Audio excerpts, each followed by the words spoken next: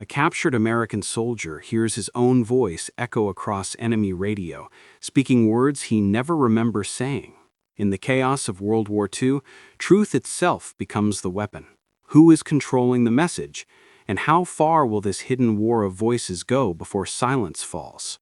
November 1944. The Hurtgen Forest, stretching across the German-Belgian border.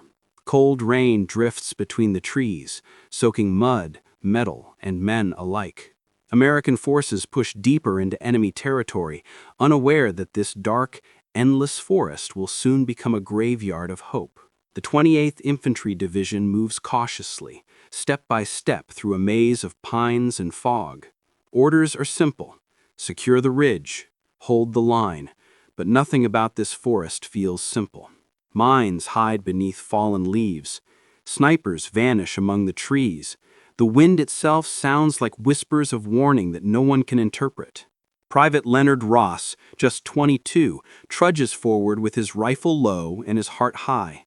A farm boy from Iowa, he once dreamed of returning home a hero. But in the Hurtgen, heroism feels like a myth. Each hour blurs into the next. No front line, no clear direction, only the endless sound of artillery in the distance. By late afternoon, communication breaks down.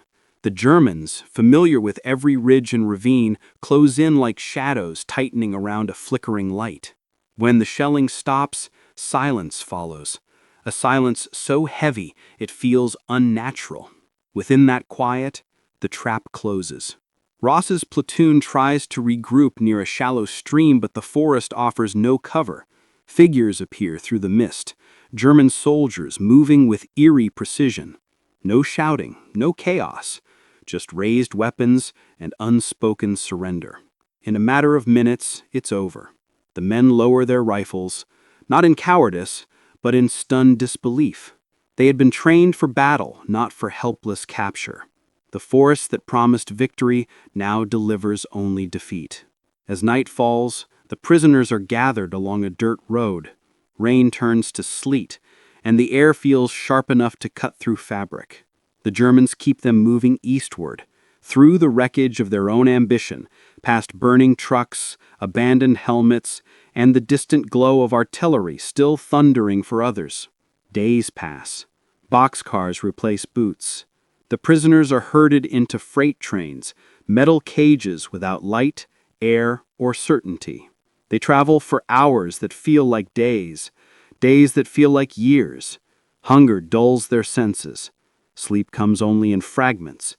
No one knows where they're being taken, only that every mile moves them farther from home. When the doors finally open, the men step into another world. Snow falls on unfamiliar ground. A few German guards shout directions. The prisoners march again, tired, silent, nameless. They've crossed into the heart of Germany, into a system that thrives not on physical punishment alone, but on psychological control. Ross studies the faces around him. Some stare straight ahead, their expressions blank. Others whisper to themselves, as if clinging to invisible prayers. He tries to keep his mind steady, to remember who he is. But in this place, even memory begins to fade. The men talk quietly about what comes next. They expect hard labor, rationed food, maybe worse. A few hope for mercy under the Geneva Convention. None imagine the invisible war about to begin, the one fought not with bullets, but with ideas. That night, inside a makeshift camp lit by a single lantern, Ross writes his name on the inside of his jacket. It's the only way he can ensure someone might recognize him if he doesn't survive. Around him, the forest hums with a strange stillness, as though listening. In the distance, German trucks rumble along unseen roads. Somewhere beyond that darkness, radios carry American voices twisted into German messages. Words are already being weaponized, though these men don't yet know it. For now, their fight is to endure, but beyond endurance lies something more dangerous: temptation, persuasion, and the slow corrosion of truth. The guns of Hurtgen may have gone silent, But another war is waiting, one designed to break not bodies, but minds. Leonard Ross, the boy from Iowa, doesn't yet realize it, but he's no longer just a prisoner of war. He's become a potential weapon in one of history's quietest and most dangerous battles, the propaganda war. Snow covers the hills of central Germany when the prisoners finally arrive at Stalag 9B, near the town of Bad Orb. The camp sprawls across the frozen landscape, rows of wooden barracks ringed by barbed wire and watchtowers.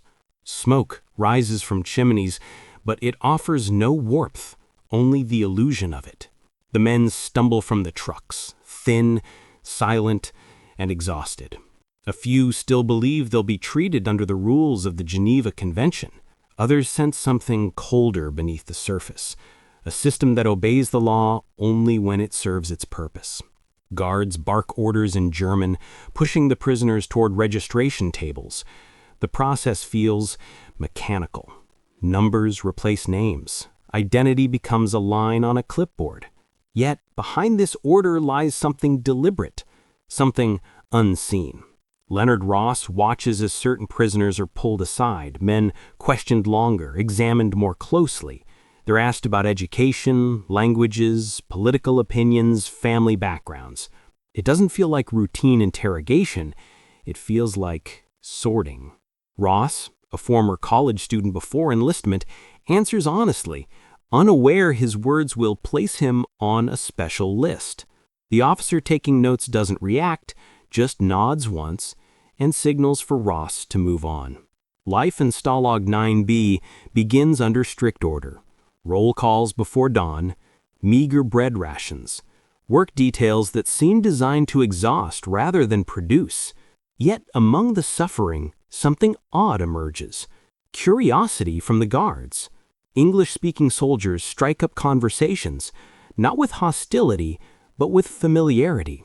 They ask about home, about baseball, about life in America. At first it seems harmless, lonely men filling silence with talk, but soon the conversations grow pointed. The guards mention that German POWs in America are treated far better. Hot meals, music, even sports. They talk about German civilians starving, about cities bombed into dust, about the senselessness of war. They speak as though they care, but every word carries a seed of doubt. Ross notices how some prisoners respond. A few laugh it off. Others listen too closely. Hope and despair begin to mix, and that's exactly what the Germans want. In the barracks, men whisper theories. Some believe the Germans are preparing to move them to labor camps. Others think they're searching for potential informants. But the truth is more subtle and far more dangerous. The Germans aren't looking for labor. They're looking for voices, authentic American voices. They're studying how Americans think, how they react, how they speak when stripped of everything familiar. The officers in charge call it psychological evaluation. The prisoners don't realize they've become part of an experiment, a test of loyalty under pressure, a study in persuasion. Ross begins to feel the weight of unseen eyes. Every conversation, every reaction seems measured. When he refuses to join small talk with the guards, they stop offering extra food. When he shows anger, they record it. When he stays silent, they take notes. He starts to sense that survival here isn't just about endurance. It's about being understood, analyzed, categorized. Weeks pass. Snow turns to rain. The camp becomes a sea of mud. Sickness spreads, and yet the guards' behavior never changes. They remain strangely polite, even sympathetic. It's this politeness that unnerves Ross most. One evening, during roll call, a new officer arrives. He speaks fluent English with a faint New York accent. He addresses the men directly, almost kindly, telling them the war is ending soon, that resistance is pointless, that cooperation will bring better treatment. The tone is calm, reasonable, and terrifying. Ross realizes then that the real danger isn't the barbed wire or the guns. It's the words. words spoken in familiar accents, carrying fragments of truth wrapped in manipulation. Stalag 9B isn't just a prison, it's a testing ground, an open-air laboratory for the mind. Here, the Germans don't break prisoners through violence. They study them. They learn which men complain about their government, which question the war's purpose, which miss home enough to listen to an enemy who sounds like a friend.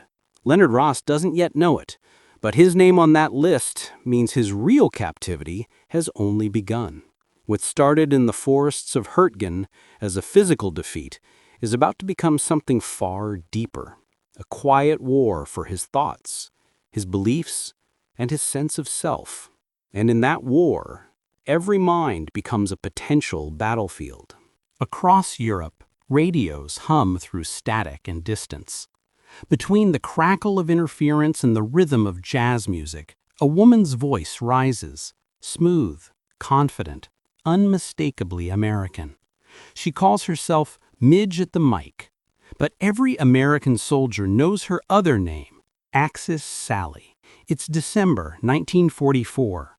Snow covers the war-torn fields of Europe. In foxholes and command posts, men huddled close to their radios, pretending to listen for music. But really, they're waiting for her. Mildred Gillers was born in Maine, raised in Ohio, once a hopeful actress with dreams of Broadway. But by the time the world plunged into war, she was living in Berlin, caught between ambition and ideology. She found her stage not in theaters, but behind a microphone. Her audience, American soldiers thousands of miles from home. Her broadcasts begin innocently. Swing music, cheerful greetings, light jokes. Then, without warning, the tone shifts.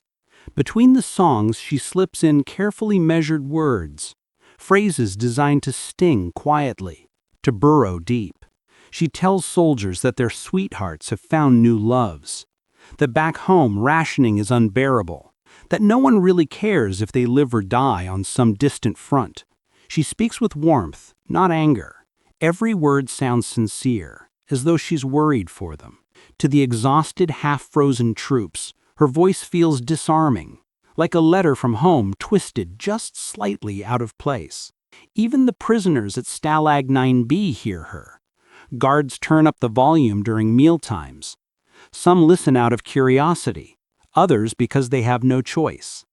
Leonard Ross, now settled into the strange rhythm of captivity, hears her voice for the first time on a gray morning in January. It's not what he expects. She doesn't sound foreign.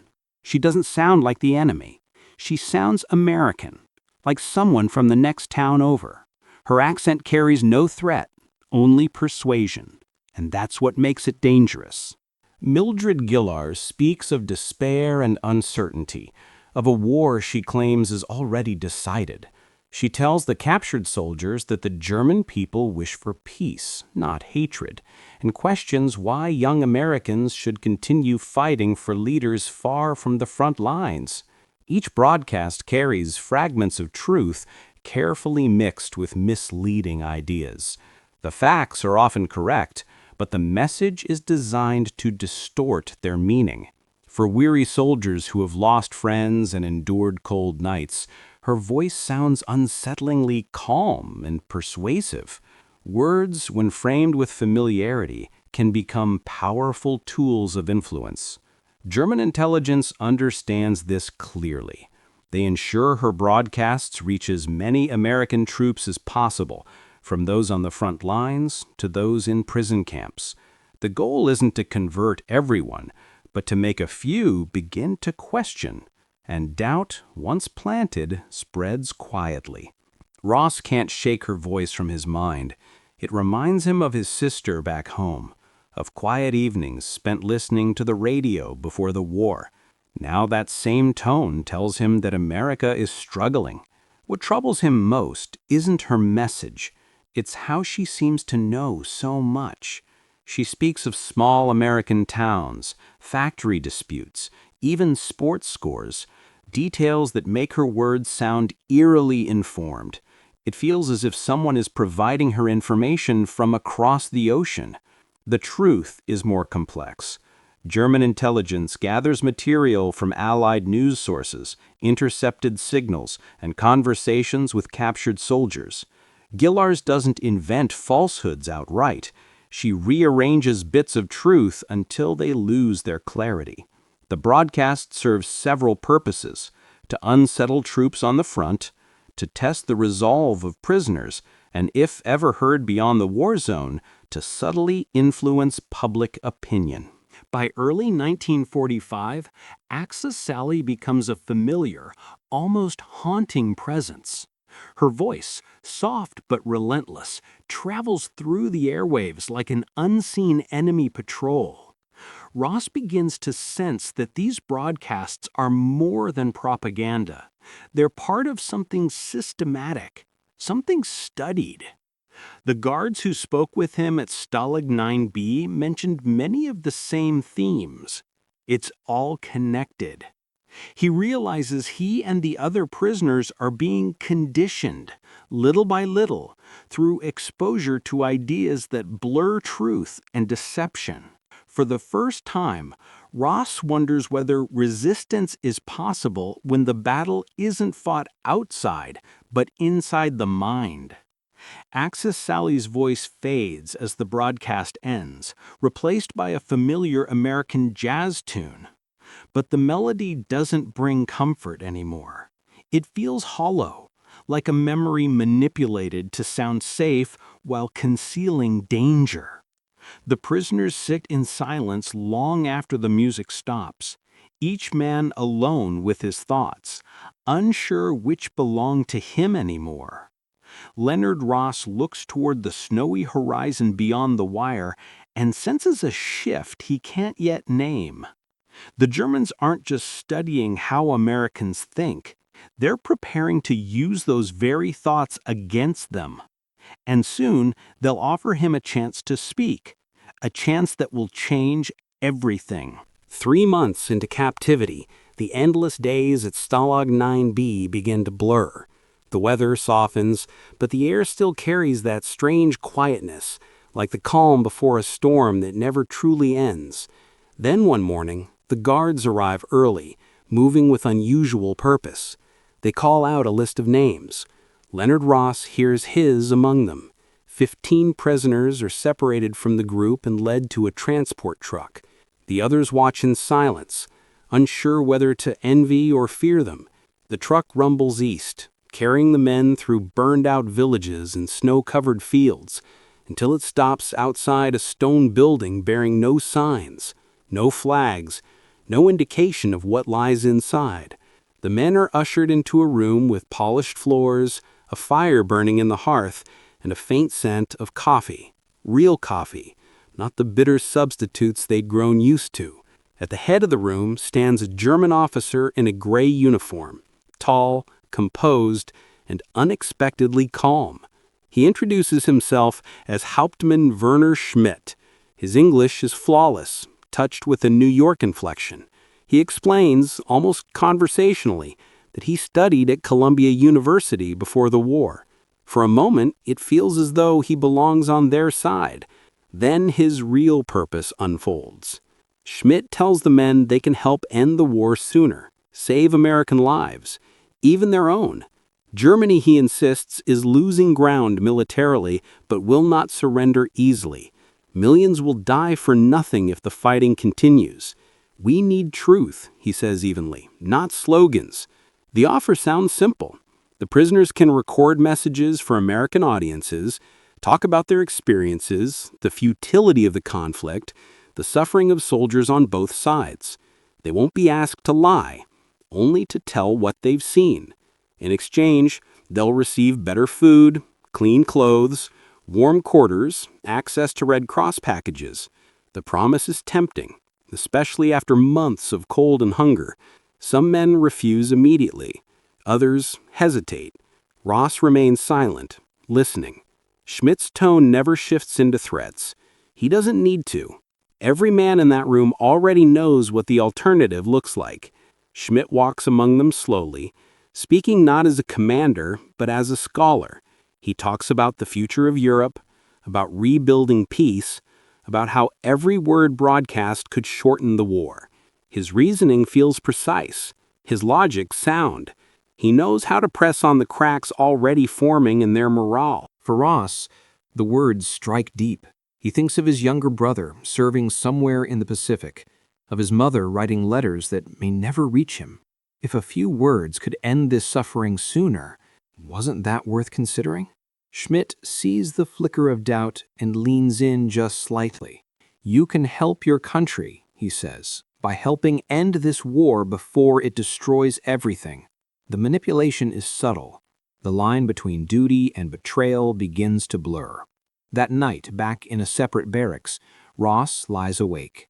He tells himself he can outsmart them, that he'll say what they want to hear while slipping in coded hints, messages American intelligence might notice. He believes he can play both sides, but he doesn't realize the Germans have anticipated this. They don't want scripted loyalty. They want authenticity, real emotion, real fatigue, real confusion. They've studied American psychology closely enough to know that genuine doubt sounds more convincing than forced enthusiasm. When morning comes, a few prisoners volunteer. Others follow, unwilling to return to the cold. Ross steps forward last. It doesn't feel like surrender. It feels like strategy. But in truth, the trap has already closed. The men are transferred again, this time to a large estate outside Berlin. The guards no longer shout. They open doors, offer cigarettes, speak kindly. It feels almost civilized, an unsettling contrast to the camps they'd left behind. Ross is told he'll soon take part in a new program, one designed to promote understanding. No details are given. He notices recording equipment being carried through the hallways, reels of magnetic tape, stacks of English-language newspapers. The air hums with quiet purpose. He begins to realize he's no longer a prisoner of war. He's become something else, part of an experiment that doesn't rely on chains, but on persuasion. In the evenings, Schmidt visits to speak with the men. He discusses American literature, democracy, freedom, the very ideas they once fought to defend. But now, those ideas are twisted gently, questioned, reframed. Schmidt doesn't demand obedience. He invites reflection, and reflection, under hunger and fear, becomes corrosion. Leonard Ross still believes he's in control. That illusion will not last, because the Germans' true weapon isn't fear, it's understanding. They don't need to force loyalty when they can reshape conviction itself. In the quiet corridors of that Berlin estate, the war of guns has ended for these men. The war of words has just begun. The villa outside Berlin looks nothing like a prison. White stone walls, wide windows, polished floors, a piano in one corner, books on the shelves. It feels almost peaceful, too peaceful. For Leonard Ross and the others, it's disorienting. After months behind wire and mud, comfort feels unnatural, like a trick played on the senses. The guards no longer shout. Instead, German officers greet them with handshakes and smiles.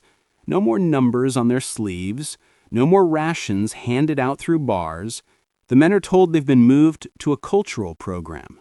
Their only duty, participate in radio broadcasts for research. They'll be free to speak as Americans, to discuss their experiences. The war, they're told, is already lost for Germany. These broadcasts are simply a chance to promote understanding. But every kindness has a purpose. Ross notices immediately how carefully structured life in the villa is. Breakfast arrives at the same time each morning. Fresh bread, eggs, coffee. Afterward, a psychologist named Dr. Adler meets with each man privately. The sessions feel casual, conversational. Adler asks about home, about childhood, about what the men think of American politics. He never argues. He only listens, nods, and asks just one more question, always one that goes slightly deeper. At first, Ross enjoys it. It feels good to speak freely again, to use English, to be treated like a human being. But gradually, Adler steers the talks toward something heavier. He discusses how industrialists in America profit from war, how politicians sacrifice young men for ambition, how soldiers fight for leaders who will never bleed beside them. Ross pushes back at first, but Adler smiles gently, as if disagreement is expected. Welcome, even. The next day he brings a copy of the New York Times, dated only weeks earlier. It reports strikes in Detroit, racial tension in Chicago, protests over rationing. Adler lays it on the table between them and says quietly, "You see, your own countrymen are tired." It's not propaganda shouted from a loudspeaker. It's reason whispered into the ear. This is how the training begins. No one calls it that, but that's what it is. Each step designed to remove one more layer of resistance. The Germans use what Ross later learns is called salami tactics. Slice by slice, taking away defenses until nothing remains. At first, they ask the men to read English-language articles on air. Just facts, no opinion. Ross reads about a labor strike in Detroit, thinking it harmless. But when the broadcast airs, his voice is placed between segments about Allied bombings and food shortages in Europe. His facts become context for German commentary painting America as a crumbling empire. The men are never told how their recordings are edited. They're praised for their voices, for their honesty. Small rewards follow: a warm jacket, a private room, a letter from home. Then come the subtle tests. One day, Adler asks Ross to comment briefly after reading a report. "What do you think this means for America?" he asks softly. Ross hesitates, then says it's probably exaggerated. Adler nods approvingly. The next time, he asks a harder question. Each time Ross answers, even cautiously, he feels less like a prisoner and more like a participant. By spring 1945, the men have changed. They sit straighter, speak smoother, eat without rushing. The walls have vanished not because they were torn down, but because they were forgotten. Ross receives another letter, one from his mother, written months ago but intercepted and delayed. It mentions his brother's unit fighting in the Pacific, the hardships at home, the exhaustion of war. When Schmidt delivers the letter personally, he looks sympathetic. "Your mother sounds worried," he says quietly. So many families are. Perhaps the war has gone on too long. Ross feels the floor tilt beneath him. The words sound true, but truth, he's learning, can be turned into something else entirely. He tells himself he's only surviving, only pretending to cooperate. But each broadcast makes it harder to separate pretense from participation. His recorded voice carries calm authority, speaking facts with no visible bias. Yet those facts are stitched into narratives he doesn't control. Psychologists later call this cognitive dissonance, the mind's need to align belief with action. For Ross and the others, that alignment happens slowly, invisibly. To justify their broadcasts, they start believing fragments of what they say. The line between forced compliance and sincere conviction begins to blur. In the evenings, the villa grows quiet. The men gather in the common room, listening to distant artillery. The war is closing in, yet here they live like ghosts, untouched by the chaos outside. Some of them laugh, others stare into the fire, uneasy. They're safe, fed, respected, and yet something inside them feels hollow. Ross writes in his notebook that night, "Maybe the mind is the last battlefield." He doesn't realize he's echoing the very idea his captors want him to believe, that war is no longer about sides, only survival. The next morning, Schmidt congratulates him on another excellent recording. He speaks like a mentor, not an officer. "You have a good voice. People will listen because you sound sincere. Never lose that. Sincerity is everything." Ross nods. He's too tired to question what that sincerity now serves. By March 1945, Leonard Ross has become what German intelligence wanted all along: a believable American voice shaped not through fear, but through persuasion. The microphones, once intimidating, now feel familiar. The words, once foreign, now flow easily. And though the villa's windows look out over a war collapsing in flames, inside the work continues as if nothing outside matters. They think they're free because they can speak, but freedom without truth is only another form of captivity. Leonard Ross will learn that too late. By early 1945, Berlin trembles under constant bombardment. Streets lie in ruins, but inside the marble halls of the Reich-Rintzum, the state radio network, work continues with eerie calm. While the city above crumbles, another kind of war still thrives below the surface, one of voices, not bullets. The propaganda ministry has turned the Villa program into something larger. What began as a small experiment with a few American prisoners now spreads across Germany.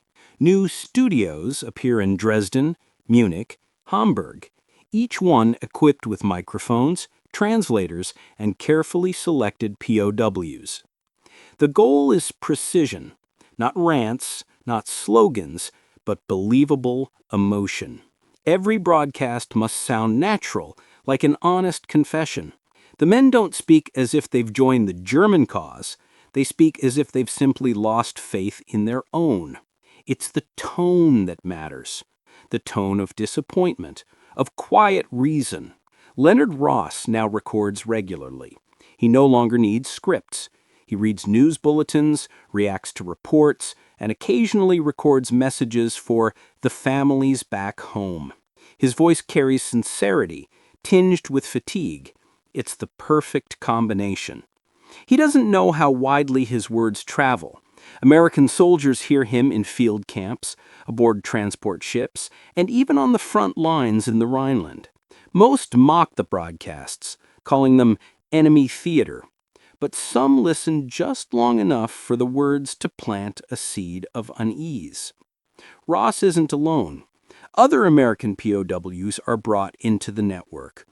Among them is Martin Hayes, a former radio announcer from Chicago. Hayes has the perfect voice, smooth, measured, commanding. Unlike Ross, he doesn't wrestle with guilt. He treats the work as performance. His broadcasts are subtle masterpieces of manipulation.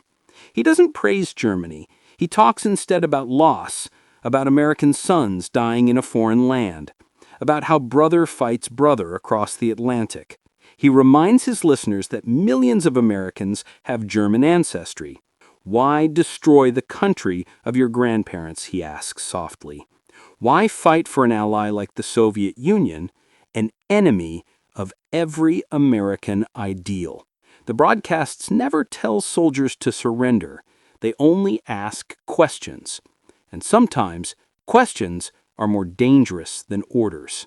At the ministry, German producers mix these voices with music and real American jazz.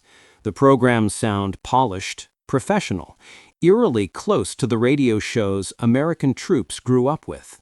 Between songs, snippets of real news reports blend with distorted interpretations. Facts are not denied, they're simply rearranged. Ross starts to see the operation's scale. He glimpses other studios down the hallway, voices in French, Polish, Russian. The same strategy repeated everywhere. The Reich is collapsing militarily, but fighting fiercely on the psychological front. Late one afternoon, Schmidt invites Ross to observe the editing process. In a dark control room, engineers splice reels of tape, trimming words with surgical precision. One phrase removed, another inserted. The result sounds seamless. Ross hears himself saying things he never said in that order. It's like listening to a stranger wearing his own voice. He confronts Schmidt afterward. "You changed what I said," he insists. Schmidt smiles faintly. "Only improved it," he replies. Clarity is not deceit. It's then that Ross finally understands. Truth is no longer measured by accuracy, but by usefulness. The network grows more ambitious. Some broadcasts target allied civilians. Others are meant for neutral nations. A few are purely experimental, designed to test which tone or phrasing provokes the strongest reaction. Every recording becomes data in a war of ideas. But cracks begin to show. Rumors spread among the prisoners about Allied advances. Berlin itself feels on edge, sirens more frequent, food scarcer, fear thicker in the air. The illusion of control begins to fracture. Ross starts to feel the walls closing in again, though no one is shouting, no one is threatening him. His own conscience becomes the prison guard. Each word he speaks now echoes like a confession he can't retract. One night, he hears Hayes recording nearby. The words are powerful, intimate, persuasive. Ross feels both admiration and dread. Hayes seems untouched by doubt, speaking as though he believes every line. Later, Ross learns Hayes has been promised freedom if he continues cooperating. Whether that's true or not, no one knows. By March, the broadcasts continue, even as Allied troops approach the Rhine. German officials insist victory is still possible. The POWs know otherwise. Yet the microphones stay on, as if refusing to admit defeat will somehow delay it. Ross's final broadcast comes just before the villa receives evacuation orders. He reads a script about the tragedy of lost youth. His voice trembles, not from fear, but from realization. He's no longer pretending to survive. He's participating in something that once felt harmless, but now feels irreversible. The next morning, the studio falls silent. Equipment is packed hastily. Trucks arrive to move personnel deeper into Germany. The operators scatter, carrying tapes and files that may never be recovered. Ross walks through the empty hall, passing the piano he once heard played during breaks. Its keys are covered in dust. He looks around and sees not luxury, but captivity disguised as comfort. He finally understands the genius of the operation. It never needed to torture its prisoners. It only needed to make them forget which side they were on. The propaganda network will not survive the war, but its legacy will. The techniques born in these rooms, psychological pressure, emotional realism, the manipulation of partial truth, will outlive the empire that created them. For now, Ross stands alone in the silence, the echo of his own voice haunting the air. The city outside is collapsing, but the words he spoke will travel far beyond these walls. They were meant to weaken his enemies. Instead, they've broken something within himself. By late 1944, whispers begin to circulate in Washington. Strange voices, American in accent but chilling in message, are being heard across Europe. The Office of War Information and Army Intelligence begin receiving reports from field units, recordings of broadcasts that sound too familiar to ignore. At first, no one believes them. The idea that American soldiers, captured, starved, isolated, could be speaking for the enemy seems unthinkable. But as the tapes accumulate, the voices become undeniable. They belong to missing men once listed as prisoners of war. The broadcasts vary in tone, some defiant, others mournful, but all share one thing: they sound genuine. These aren't the angry tirades of foreign propagandists. They're quiet, reasoned, persuasive, and that makes them dangerous. The intelligence analysts replay the tapes in dim offices, listening for patterns. They hear fragments of American slang, references to hometowns, details about baseball scores and rationing that only a true American could know. The conclusion is clear. The enemy isn't just broadcasting to Americans, it's broadcasting through them. The government faces a dilemma. Exposing the broadcasts publicly might amplify their reach, but ignoring them risks allowing doubt to fester among troops already exhausted by endless fighting. The solution is subtle: a campaign of counter-propaganda, quiet but focused. Military newspapers begin running articles reminding soldiers that the enemy manipulates truth to divide them. Leaflets circulate warning troops not to trust friendly radio voices. Psychological warfare specialists hold briefings explaining how the enemy mixes fact with fiction, how even partial truths can be turned into weapons. The War Department avoids naming the defectors. They refuse to give those voices fame. Instead, they focus on reinforcing morale. Chaplains, officers, and correspondents repeat the same message. The enemy wants your doubt more than your surrender. Back at the front, soldiers mock the broadcasts openly, calling the unknown speakers ghosts. Yet when the music fades and the night grows still, a few can't help but think of home, of the things those voices mention, the rationing, the weariness, the sense that the war may never end. That is the true danger. Not belief, uncertainty. At the Pentagon, psychologists are brought in to analyze how ordinary men could be turned. They study the surviving tapes, the tones of voice, the pacing of sentences. They identify a pattern, a slow erosion of conviction achieved through what they call incremental compliance. One analyst writes in his report, "No man wakes up a traitor. He arrives there one small rationalization at a time." For families back home, the rumors spread faster than official statements. Letters stop coming. News reports hint at captured soldiers assisting enemy propaganda. Mothers and wives write desperate letters to the War Department, pleading for the truth. The replies come in carefully chosen language, under investigation.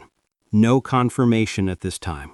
Among the returned POWs, stories begin to circulate. Some tell of men being offered food, warmth, and leniency in exchange for reading simple messages. Others describe those who refused and the punishments that followed. Yet even the ones who resisted admit that the temptation was real.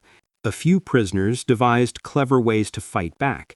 One man volunteered for the broadcasts, but intentionally mispronounced key words or coughed during critical sentences, ruining the recordings. Another inserted hidden messages, subtle enough for Allied intelligence to detect, but not for the Germans to censor. These small acts of defiance become quiet victories, proof that even in captivity, resistance is possible. The intelligence officers in London track the origin of the broadcasts. They trace signals to Berlin, to a network operating out of the Reichsrundfunk. The call signs match transmissions once used for civilian entertainment before the war. Now, they're the voice of German psychological warfare. Among the names mentioned in intercepted communications, one stands out: Mildred Gillers, the American woman calling herself Midge at the mic. Her voice becomes the symbol of the propaganda campaign, the soft edge of the enemy's most insidious weapon.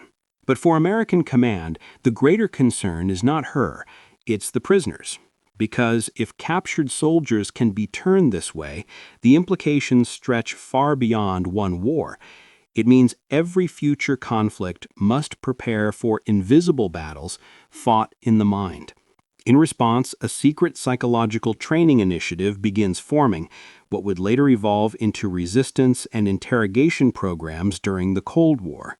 Soldiers learn not just how to survive physically, but how to recognize manipulation, how to guard their identity under pressure. By spring 1945, American forces begin pushing into the heart of Germany. The broadcasts grow more frantic, the tone shifting from confident persuasion to desperate pleading. Listeners can hear the fear in the announcers' voices now. In one intercepted program, analysts recognize Leonard Ross. His voice cracks halfway through a sentence. The message, meant to discourage American troops, comes out strangely hollow, as if he no longer believes his own words. When that recording ends, the analyst writes in his log, "Subject likely aware of Allied advance. Tone suggests internal conflict." That internal conflict, the struggle between survival and loyalty, becomes the moral center of the entire operation. It's no longer about what was said on air, but about what it cost the men who said it. The propaganda war had begun with microphones and scripts, but by now it's become something deeper, a contest for the human spirit, fought inside men who no longer know where their loyalty ends and fear begins. As the Allies close in on Berlin, American intelligence prepares to confront not only the enemy soldiers, but their own, those who survived captivity but may not survive the weight of what they've done. because soon the physical war will end. But for men like Leonard Ross, the real reckoning is just beginning. April 1945. Berlin is a city of sirens, smoke, and shadows. The once mighty capital now lies fractured. Streets split open by shell fire, buildings hollowed into skeletons of stone. Yet, within a quiet villa north of the city, the microphones are still on. The broadcasts continue, though no one outside may be listening anymore. For Leonard Ross and the few remaining American prisoners who became voices of propaganda, time has lost meaning. The days pass, not in hours, but in distant thunder. Soviet artillery echoes from the east. From the west, the dull rumble of American armor. The world is collapsing in stereo. Inside, German officers move with nervous energy. Their confidence, once unshakable, has turned into a desperate rhythm of denial. Hauptmann Werner Schmidt, now visibly thinner, still insists on holding broadcasts. The world must hear the truth, he tells Ross, though even his eyes betray disbelief. The villa's corridors, once warm with quiet conversation, now echo with hurried footsteps and whispers. Files are burned in the courtyard. Radio equipment is dismantled. Some guards disappear overnight. The illusion of civility, the clean uniforms, the polite manners, evaporates as the Reich dies around them. For the prisoners, liberation no longer feels simple. It carries another fear: what comes after. Ross knows what waits for him when the Allies arrive. He's seen his own voice transcribed on German scripts, heard himself broadcast lies he once thought harmless. Freedom now means facing those echoes. One evening, Schmidt gathers the remaining men in the villa's dining room. The sound of distant gunfire punctuates his calm voice. He announces that Berlin will soon fall. The Soviets are only days away. We will evacuate tonight, west, toward the Americans. The group looks at one another, silent. None of them trust him anymore, yet no one dares to resist. They're too deep in a war they no longer understand. At midnight, the convoy departs. Trucks loaded with documents and frightened men roll through bomb-cratered roads, headlights dimmed. Civilians wander like ghosts in the darkness, families clutching whatever life they can still carry. For the first time, Ross sees Germans fleeing their own creation. After hours of travel, the convoy halts near the town of Magdeburg. The roads ahead are blocked by refugees and retreating troops. Schmidt argues with another officer, their words sharp and quick. Finally, he turns to the prisoners and says quietly, "You are on your own now." And just like that, the German handlers vanish into the night. The prisoners stand in the cold dawn, surrounded by abandoned trucks, realizing they are free, but not safe. Somewhere nearby, Soviet artillery booms. American lines lie somewhere to the west. Between them stretches chaos. Some of the men panic. They talk about finding civilian clothes, hiding until the shooting stops. Others want to surrender immediately. But surrender now isn't simple. To whom do they surrender? To soldiers who may already know their voices from enemy broadcasts? Ross feels the weight of it pressing on his chest. He'd spent months convincing himself he was only surviving. Now survival demands he face the truth. He and 3 others, Martin Hayes among them, decide to move west toward the approaching American lines. They travel through woods and ruined villages, avoiding both German patrols and Soviet scouts. Along the way, they find signs of total collapse. Vehicles abandoned mid-road, propaganda posters flapping in the wind, radios left still humming to static. On the 3rd day, they spot American troops advancing near the Elbe River.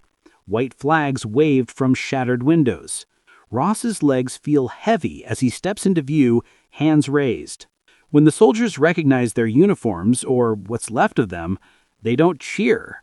They don't welcome them as liberated POWs. They call for the military police. Ross and the others are quickly surrounded, searched, and separated. The American officers don't smile. They've heard the recordings. They know the voices. One MP looks at Ross for a long moment before speaking. "You've got some explaining to do, soldier." Those words hit harder than any interrogation. Back at the villa, Allied units arrive days later. What they find shocks even the intelligence officers hardened by years of war. The building is intact, stocked with supplies, comfortable beds, and freshly pressed uniforms. Unlike the skeletal survivors of ordinary POW camps, the men here had lived well, too well. On the desks, the investigators find transcripts of broadcasts, labeled tapes, even psychological profiles of each prisoner who participated. Every detail of the propaganda operation is documented with chilling precision. Ross and the others are transferred under guard to an intelligence holding facility. They expect relief. Instead, they face suspicion. No one calls them heroes. They are questioned not as victims, but as collaborators. The interrogators show them their own words, printed, translated, preserved. Did you say this willingly? Were you coerced? What did they offer you? The questions never stop. Ross tries to explain that it happened gradually, that he thought he was helping shorten the war, but the faces across the table remain unreadable. For the first time, he realizes he may not survive freedom. Outside, Berlin burns. Inside, Leonard Ross sits in silence, replaying the sound of his own voice on an American phonograph, now evidence against him. Each word that once felt harmless now feels like a verdict. When the officer turns off the recording, the room falls silent. Ross lowers his head. He's not sure whether he feels sorrow, shame, or relief. Perhaps all three. The war is ending, but for the men who lent their voices to the enemy, a new kind of battle is only beginning. One fought not with guns or flags, but with memory, guilt, and the question that will haunt them for the rest of their lives. Where does survival end and betrayal begin? The guns fell silent in Europe that May. Crowds celebrated in the streets from Paris to New York. Flags waved and church bells rang across oceans. For most Americans, the war's end meant closure. Letters from missing sons finally returned, soldiers reunited with families, and long-awaited peace. But for a small group of men flown home under guard, the war was not over. Among them sat Leonard Ross, staring through the window of a C-47 transport plane as it crossed the Atlantic. The men around him wore American uniforms again, but without pride. Their armbands were marked security transfer. They weren't heroes returning home. They were suspects returning to judgment. Upon arrival, they were quietly taken to an Army detention facility in Virginia. No press, no photographs, no public welcome. The military didn't want the story in newspapers. Not yet. The idea that American soldiers had spoken for the enemy was too delicate to expose. The official record would later call it special debriefing operations. The interrogations began immediately. Intelligence officers wanted details, how the Germans had recruited them, what they'd said, who had written the scripts. But beneath the questions lay something deeper, unspoken. Why did you agree? Ross struggled to answer even to himself. He told investigators about the hunger, the cold, the quiet persuasion, the illusion of choice. He spoke of Hauptmann Schmidt's promises, of Dr. Adler's conversations that blurred truth into confusion. He explained that he had believed he could send secret messages home, that he was trying to survive. But the officers didn't respond. They just kept writing. Weeks passed before the men learned their fate. They weren't being held for intelligence anymore. They were being charged. The U.S. Army prepared courts-martials for 15 former POWs who had participated in German propaganda broadcasts. Their names were kept from the press, their files sealed under national security interest. Each man would face a panel of senior officers behind closed doors. The charges varied: aiding the enemy, conduct unbecoming, violating military oath. But the implication was clear: treason in uniform. The trials began in the summer of 1945. Inside a dimly lit courtroom at Fort Meade, Maryland, Leonard Ross sat before the tribunal. His uniform hung loose on his shoulders. The prosecution played recordings of his broadcasts, his own voice echoing through the speakers. Calm, measured, unmistakably American. He couldn't look up. The officers asked him to confirm the recordings. He nodded once. The prosecutor asked if he'd been coerced. Ross hesitated. Coercion, he thought, was too simple a word. No one had threatened his life. They'd threatened his identity.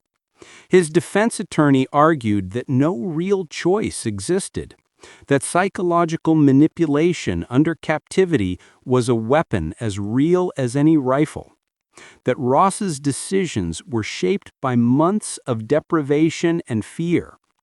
But the prosecution countered with witnesses, other POWs from Stalag 9B who'd refused to participate, men who endured punishment but never spoke into a German microphone.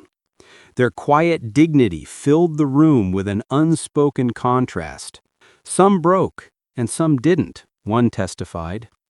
Psychologists testified next. They described how the German propaganda apparatus used incremental conditioning, reward, isolation, and validation to erode willpower. They explained how propaganda worked best when the subject believed he was still acting freely. One expert called it the slow death of conviction. The tribunal listened carefully, but gave nothing away. When Ross was finally allowed to speak, he didn't defend himself. He told them how it started, how each small decision felt harmless, how he believed he was still serving his country in some twisted way. He said he didn't realize he was being changed until it was too late. "I thought I could control it," he said quietly, "but I was wrong." The silence that followed was heavier than any verdict. After 3 days, the panel reached its decision. Ross was found guilty of aiding enemy propaganda. The sentence: 5 years confinement, dishonorable discharge, and forfeiture of all pay. The board noted mitigating psychological conditions under duress, reducing what might have been a life sentence to a term of years. Others were not as fortunate. Martin Hayes, the former radio announcer whose broadcasts reached tens of thousands of Allied troops, was convicted of intentional collaboration. He received 10 years at the U.S. disciplinary barracks in Fort Leavenworth. A few men were acquitted entirely. Evidence showed they'd acted under visible coercion or had sabotaged broadcasts when possible. The tribunal's rulings reflected the Army's own uncertainty, trying to balance justice with understanding in a war that had blurred moral boundaries. When the trials ended, the public still knew nothing. The files remained sealed. The military feared that revealing the full extent of German psychological operations might damage morale at home, even after victory. Only years later would fragments of the truth emerge through leaked reports and journalists' investigations. For the families of the convicted men, the return brought no peace. Neighbors whispered. Old friends looked away. Some parents claimed their sons had died overseas rather than face the shame. Ross's mother attended none of the hearings. She wrote one letter to the tribunal, pleading that her son had always been a good boy who just got lost in a bad place. The letter was placed in the file and never acknowledged. At Leavenworth, Ross worked in the library. He read constantly. Books on ethics, psychology, faith. He helped other prisoners write letters home. Guards said he was quiet, polite, introspective. One chaplain described him as a man still trying to find where he belongs. After 2 years, he agreed to cooperate with military psychologists studying the propaganda program. He described in detail how the Germans dismantled resistance without violence.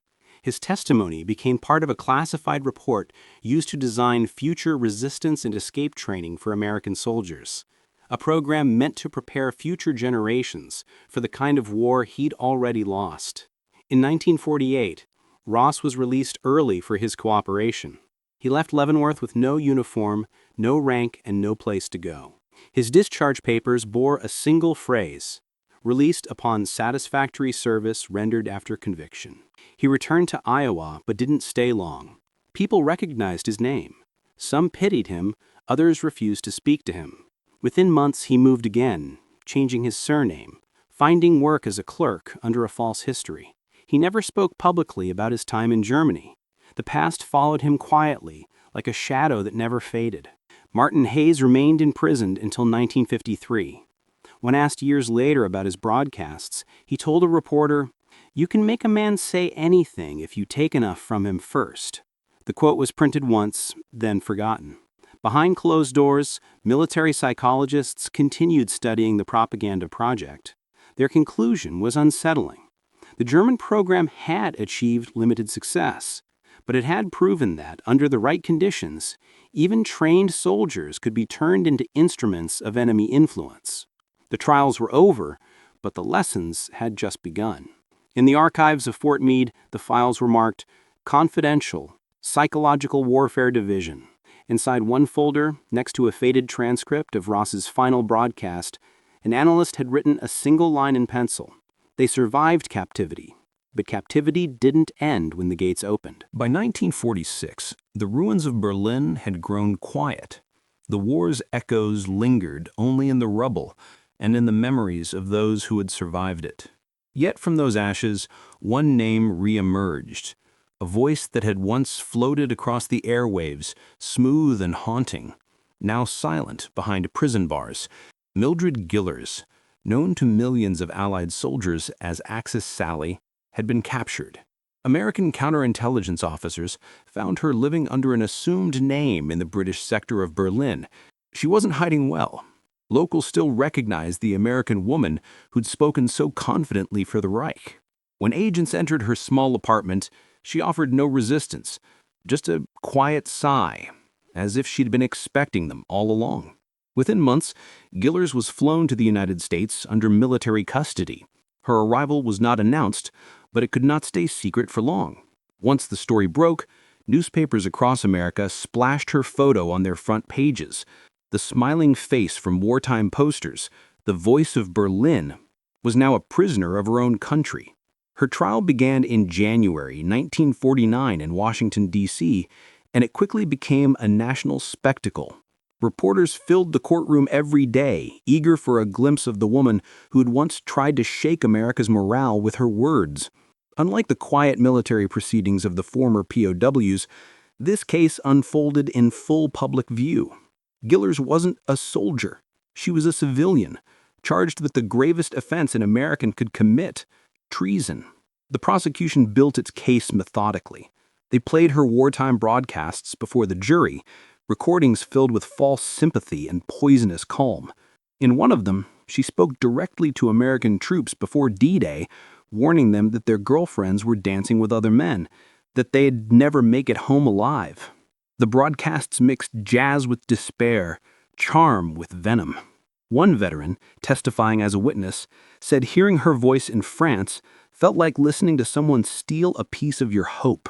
The prosecutors argued that Gillers had not been coerced or deceived. She had stayed in Germany voluntarily, signing a contract with the propaganda ministry. They presented letters, pay records, and eyewitness testimony showing her active collaboration. She had not merely read prepared scripts, she had edited them, adding phrases she thought would sound more American. Gillers' defense painted a different picture. Her attorney claimed she was trapped by love, infatuated with a German man who urged her to stay when war broke out. They said she feared imprisonment or death if she refused to work for German radio. They said she was a performer, not a traitor, a woman trying to survive in a world closing in on her. Gillers herself took the stand, composed and articulate. She spoke of fear, loneliness, and confusion. She said she had never wished harm on Americans, that she only wanted to lessen their suffering by telling them the truth about the war. Her tone was gentle, persuasive, just as it had been on the radio. But the jury saw something else behind the calm: calculation. The turning point came when prosecutors played one of her most infamous broadcasts recorded after the D-Day invasion, The Vision of Invasion. In it, Gillars performed a radio play depicting American soldiers dying on the beaches of Normandy while their lovers back home wept. Her voice, serene and sorrowful, delivered the words as if narrating prophecy. The recording filled the courtroom with a silence so heavy it felt physical. When it ended, even her defense attorney seemed shaken. On March 8, 1949, after weeks of testimony, the jury returned its verdict. Mildred Gillars was found guilty of treason on one count and acquitted on 7 others. The judge sentenced her to 10 to 30 years in federal prison and imposed a $10,000 fine. Outside the courthouse, reporters shouted questions as she was led away. She looked up briefly, smiled faintly, and said, "I only wanted peace." She served 12 years at the Federal Reformatory for Women in Alderson, West Virginia. In prison, she worked in the library and taught English to other inmates. She became deeply religious, claiming to have found forgiveness through faith. Upon her release in 1961, she lived quietly under church supervision in Ohio. The press called her a ghost of another war. She rarely spoke publicly again, except once to a local reporter. "People called me Axis Sally," she said softly, "but I was never the enemy. I was lost." Her trial closed a chapter that had begun years earlier in Berlin studios, a chapter where voices became weapons and words drew invisible wounds. For the American public, Gillars' conviction symbolized justice. For historians, it revealed something more complex, that propaganda's greatest power lay not in the hatred it spread, but in the sympathy it imitated. Her voice had tried to weaken a nation. Instead, it exposed its strength, the ability to confront betrayal, not with vengeance, but with law. In the end, Mildred Gillars became what all propaganda eventually becomes, a cautionary echo. Her broadcasts faded into static, her name into history, leaving behind a lesson that America would carry into every war that followed, that the battlefield of truth never closes, even when the guns go silent. The war ended in triumph, but some victories left deep shadows. Long after the parades faded and medals were pinned, certain stories stayed buried. Stories of men who returned not as heroes, but as questions. For Leonard Ross, release from prison in 1948 was not freedom. It was a quiet exile. He stepped out of Fort Leavenworth carrying only a small duffel bag and a discharge paper stamped dishonorable. The air smelled of rain and coal smoke.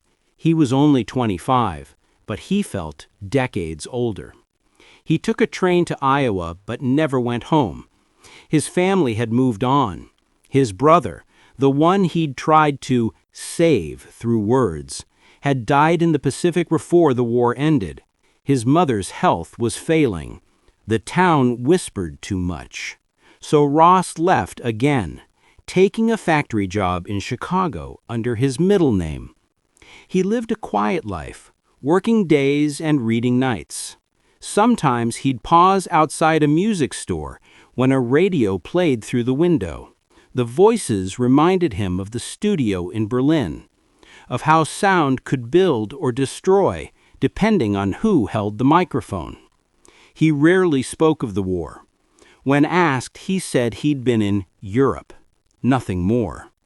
The past, he decided, had already taken enough from him.